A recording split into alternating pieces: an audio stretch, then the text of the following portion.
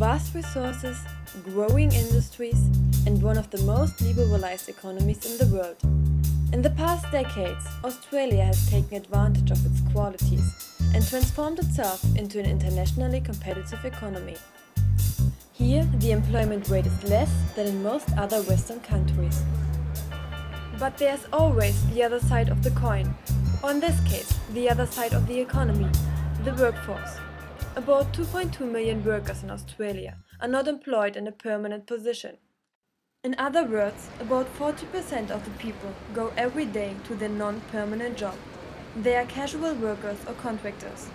Karen Smith is one of them, but not so very long ago she had a permanent job position. I was a help desk analyst, full-time for a company.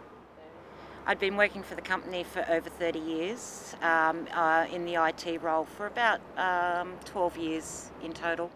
We were all given our marching orders and they replaced us with university graduates who had degrees in computer technology.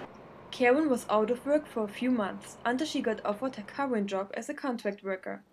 But not only her employment status has changed, the new situation also affects Karen financially. Pay rate is very much under what I was earning because I was on over $40 an hour in my last full-time position because I'd built my way up and earned the higher pay. Now I'm only getting offered $22 an hour. And so it's nearly half what I was earning. Even after starting working, what savings I had has been dwindling with my bill commitments, paying the water, the electricity. The bills don't stop because you have earning less money. Bruno Dampney is in a similar situation. After finishing his degree in science, he wanted to get some work experience before starting a PhD. He is now working as a casual researcher at the science department at the University of New South Wales. So I do immunohistochemical staining and immunofluorescence. I write some literature reviews. I look up scientific literature and sort of extract information for fellow people in the lab. Yeah, basic tissue preparation. Usually I work with brains because I'm a neuroscientist. So my main duty is to do the random work that other people don't have time for. Despite his qualifications, Bruno couldn't get a permanent job. But for him, the consequences are irregular working hours. On average, I'd say it'd probably be about 10 hours a week. But when you take into account there's some weeks where it's basically a full-time job and I'm there for a good 35 hours just constantly doing work. And then other times I won't have any work for like a whole week or two. The tough job market makes it especially hard for Bruno to get what he's looking for. Being employed as a non-permanent worker involves many risks for the employees, not only financially. There's always the possibility of losing the job at short notice, and the struggle of finding a new one starts again. In order to be more successful on the job market, many people consult a job agency, like Julia Ross.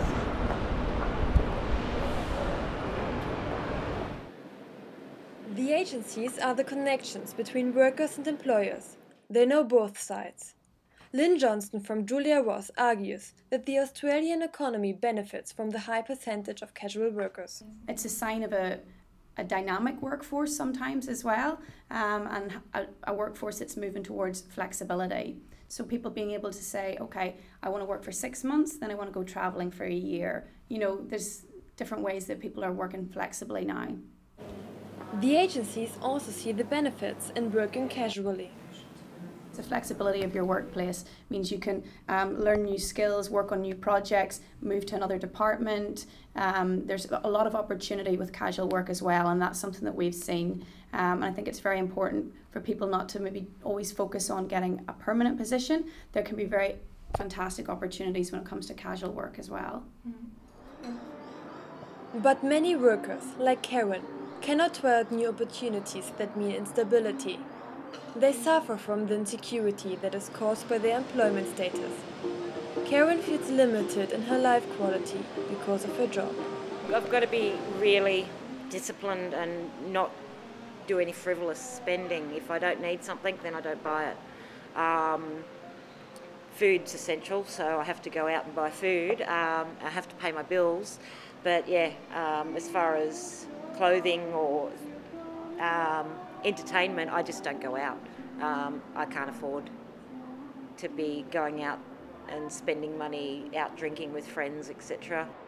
The question is whether the conditions are significantly different for permanent employees in the same job field.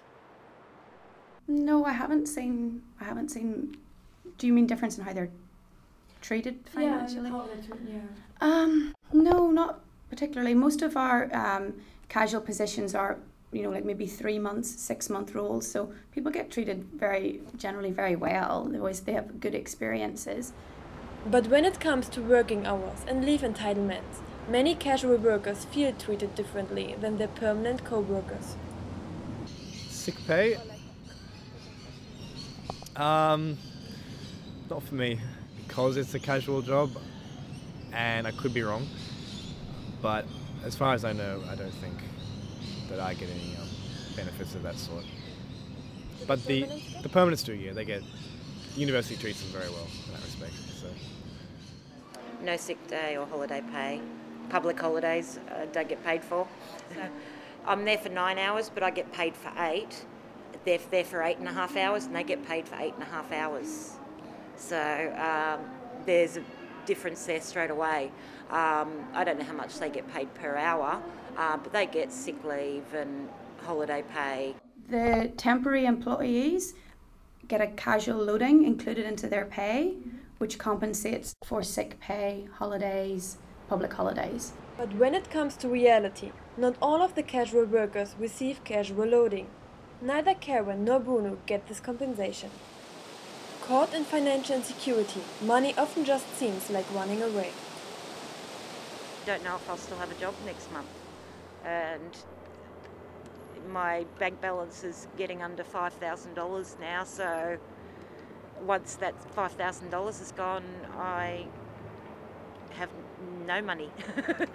And I'll have to go to Centrelink and see what they might be able to help me with. Karen wants to get out of the spiral of insecurity and tries to find a permanent job again.